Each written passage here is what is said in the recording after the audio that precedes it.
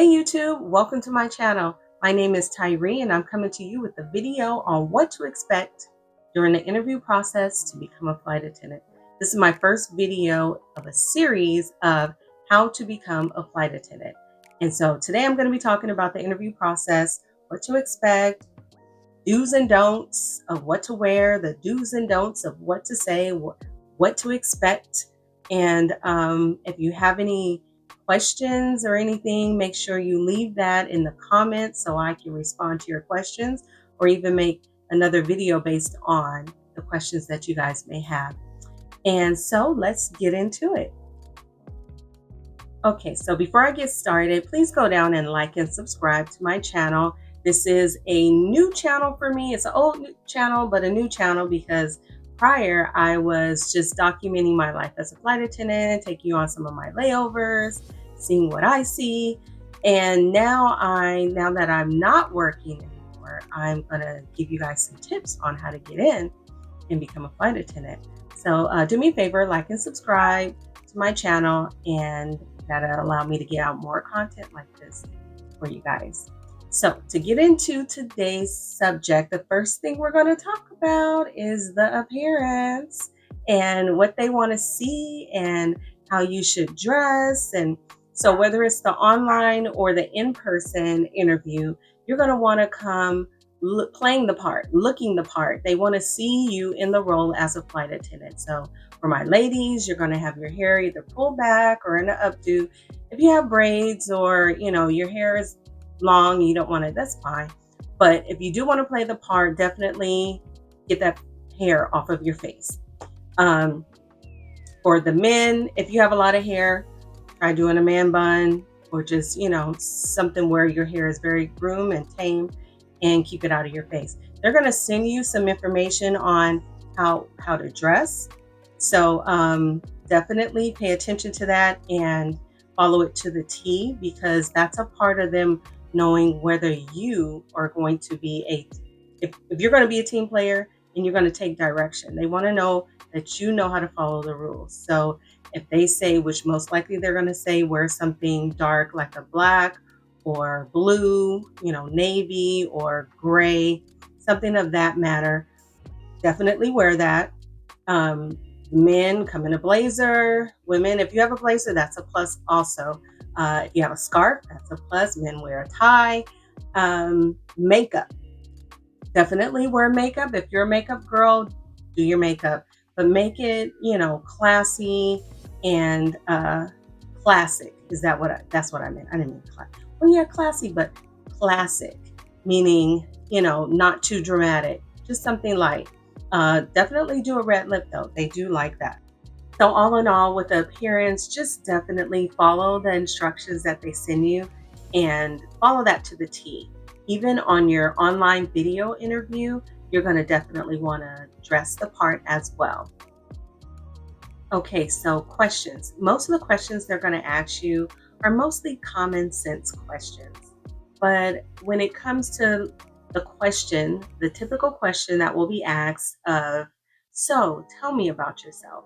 Now, when they ask that question, it's not more so of wanting to know about your kids and, all of the drama you have going on at home and things like that. They want to know about your schooling, your degrees, your customer service experience and previous work experience. Those are the things that they want to know. Maybe even, your hobbies, but not so much about your hobbies, but more so about your background when it comes to relating to the customer service work experience that you have. So they're going to mostly want to know about your attributes that you can bring to the company. And during the whole thing, you're going to want to smile, smile, smile. Keep that smile on the whole time. Be very interactive with the interviewers as well as some of the peers that are going to be there, because in the in-person interview, it's going to be more than just you. So most of the time they do a group interview. So you're going to want to be interactive with them. You're going to want to smile all the time, be personable, and definitely interact. they're watching you the whole time. So they want to see how you work well with others, how you get along with others. Those who don't volunteer to answer questions, they're most likely not going to be on their list of people that they want to hire. They want people that can be a little outgoing, not too withdrawn. And they're going to be watching that. Even, there's people walking around all the time, and they have people watching. So just always, interact, volunteer to answer questions first. Don't always go last or not answer any questions at all. That even goes for the online interview. If you have a group online interview, sometimes they do that on Zoom. Definitely volunteer to answer certain questions as well. So when they come to you or you volunteer, start off with saying, "Thank you for the opportunity to interview with your airline." That's going to go off pretty good. So start with that and then go on into your answer. So they may ask, "Well, why should we hire you?" Talk about your accomplishments. They ask you the question of, "Why do you want to be a flight attendant?" The number one rule is not say, "Because I want to travel." They've heard that a million times, and that's like, don't do that. Say, "Hey, I love to work with people. I'm a people person. I love customer service. I'm a team person. I love to work with others." Things like that. Let's not say, "Oh, because I love to travel or I love to fly." Everybody says that, and honestly, I actually said that in my interview, and I was so embarrassed. Once it came out of my mouth, it was literally the same thing it was 10 of us in one room. That was our group interview in person. And then of course they do a one-on-one after they know who they want to pick. But everybody, all 10 of us said, "Because we love to travel." Like, it was so embarrassing. I don't know how I got through that interview, but I did. But don't do what I did. Do what I say, not what I do. So yeah, don't do that. Make sure they know that you are a responsible person, that you know how to be a team player. Sorry if this is being redundant, but I'm saying this over and over because those are things that they really want to know. They really want to hear. They really want to believe. If you have customer service experience, that's perfect for this job. Please explain that. That's going to be definitely something that they want to hear. Okay, the number 3 thing is 9 times out of 10, you're going to have to relocate. Unless you live in one of the major cities for the airline that you're applying for, you're going to have to relocate. And they're going to ask you that question: "Are you willing to relocate?" Say yes, and actually be willing to relocate, because commuting is a pain in the butt, and it makes this job so much harder than it really has to be. This is the easiest job in the world. And commuting just puts a stress on you that is not necessary.